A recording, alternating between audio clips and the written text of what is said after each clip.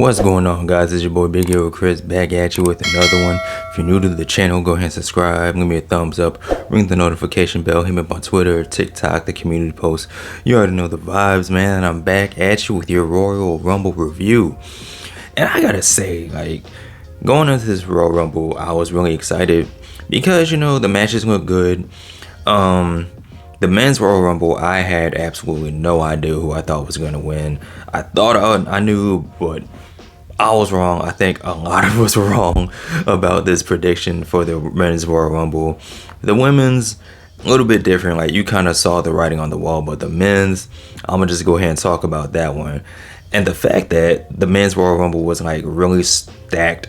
It was really star-studded, man. You had Penta, Rey Mysterio, I Show Speed got his cheeks clamped by Braun Breaker. Jacob Fatu was in there. CM Punk, John Cena, Logan Paul, Roman Reigns, Seth Rollins, all these guys. And never in a million years did I think that the final three of the men's Royal Rumble would come down to Logan Paul, John Cena, and main event Jey Uso. And on top of all that, I never thought the final two would come down to John Cena and Jey Uso. But that's what it was, man. That's what it was. That's what it came down to. The last two in the men's Royal Rumble were John Cena and Jey Uso. And they were fighting on the apron, which is the hardest part of the ring. And there were a couple spots where it looked like John Cena was going to eliminate Jey. Jey was going to eliminate John. But when it came down to it, at the end of the day, the end of the match, the man that ended up pointing at the WrestleMania sign was Jey Uso. And I'm like, I'm happy for him because dude has been working really hard. He's over. The people love him. The crowd loves him. He's selling merch. He's popular. He's all over the place. He's outside. And ultimately, I think it's going to come down to the main event, one of the main events of WrestleMania being Jey Uso versus Gunther, because that's the story they've been telling. The fact that Jey hasn't been able to beat Gunther, but he keeps saying, I know I can beat him, I know I can beat him. And what better way to do it than at WrestleMania? But other stories that were happening in the men's Royal Rumble was one, like I said, I Show Speed ended up replacing Tozawa, who got attacked by Carmelo Hayes. Speed came through. I forgot who he eliminated, but he did a backflip, and then he got speared right out of his sneakers by Braun Breaker. Like, I've never seen a man get hit that hard in my entire life, and I watch football, and I've never seen anything like that happen before. Another story was, you know, Jacob Fatu coming through and just murdering fools. The return of Braun Strowman. The fact that Braun Strowman eliminated Jacob Fatu and Jacob was outside going crazy. He was throwing chairs and tables and babies and children and whatnot. But the star-stacked part of the Royal Rumble was the fact that you had Roman Reigns, CM Punk, John Cena, Seth Rollins all in the ring at the same time. And it was funny because when Seth Rollins came out, he went right after CM Punk. Roman Reigns was squaring up with everybody. He was squaring up with Jacob Fatu. He even got speared by Braun Breaker. Paul Heyman looked like he was about to cry and pee on himself.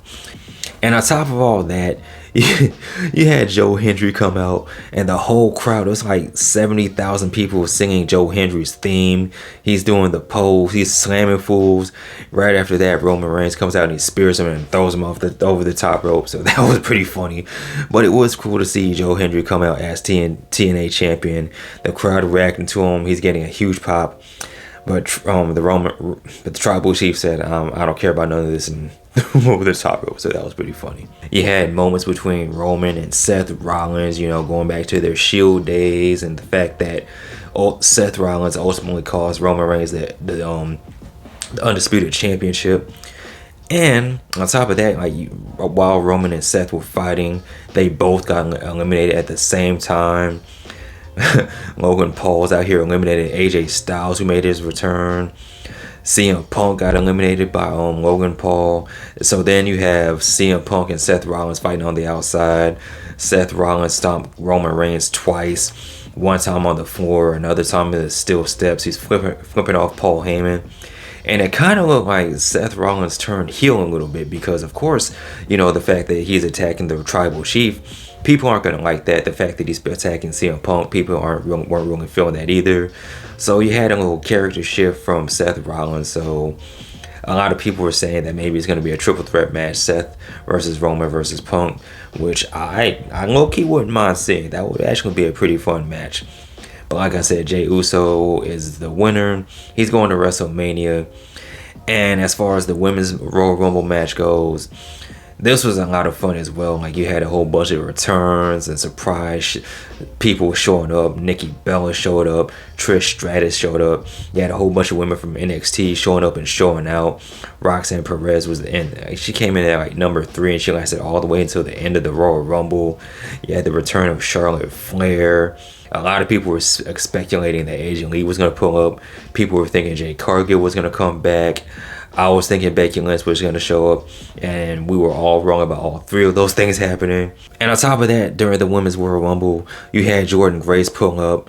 She's officially a WWE superstar now. She's not a TNA wrestler. She's a WWE superstar. And that was pretty cool to see. You even had Michael Cole mentioning it on commentary. So that was pretty cool. You had moments between Io Sky and Julia, Io Sky and Stephanie Vaquer. My pick personally was Io Sky to win, even though I knew deep down it was going to be Charlotte Flair. And I was right. Charlotte Flair ended up winning. So she's going to go on to WrestleMania, and I think she's going to take on Tiffany Stratton. And as far as the rest of the show goes, man, you had a 2 out of 3 falls match between DIY and the Motor City Machine Guns. It was a fun match. It didn't seem like the crowd was really into it at first. It wasn't until the 3rd fall when the crowd really started turning up and really started making noise for this match, which I thought was an overall good match. And of course, it ended in shenanigans. You had the return of the Street Profits. They pulled up wearing the hoodies that had black hoodies on. So, you know, Solo Sikoa is somewhere pumping his fist because, you know, that's his thing.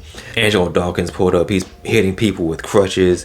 Montez Ford is taking his shirt off. He's beating people up. DIY ended up getting the win, but the Street Profits are making it very clear that they are back and they want those tag team titles. And honestly, I wouldn't mind seeing the Street Profits win the tag team titles myself. Speaking of titles, we have the one of the main event matches, and it was a ladder match between Kevin Owens and Cody Rhodes. And this match was crazy. It was a fight. You had people going through ladders. Cody splashing beer in Kevin Owens' face. Kevin Owens was bleeding. You had power bombs and suplexes off the top of ladders. And Sami Zayn coming out, he was looking like a concerned son. Kevin Owens is bleeding all over the place. Cody Rhodes, man, I don't know if he's turning heel. I don't know. He was showing some heel tendencies because, you know, Cody Rhodes ended up winning the match. It was looking like Kevin Owens was going to hit a package pile driver through a ladder he had set up on the outside, but Cody Rhodes reversed it. He hit an Alabama slam on Kevin Owens through a ladder, and the way Kevin Owens landed, he landed like a Family Guy character. It was kind of funny, but also kind of concerning because it's like, damn, is this man hurt for real? Because you couldn't really tell. And as all this is happening, Cody Rhodes runs up the ladder and gets his WWE and the Winged Eagle belt back. So he's officially the undisputed WWE champion. And as Cody Rhodes is celebrating, you have people trying to check in on Kevin Owens. Cody's celebrating. He doesn't give any fucks about Kevin Owens being hurt at all. Sami Zayn looks like he's about to cry.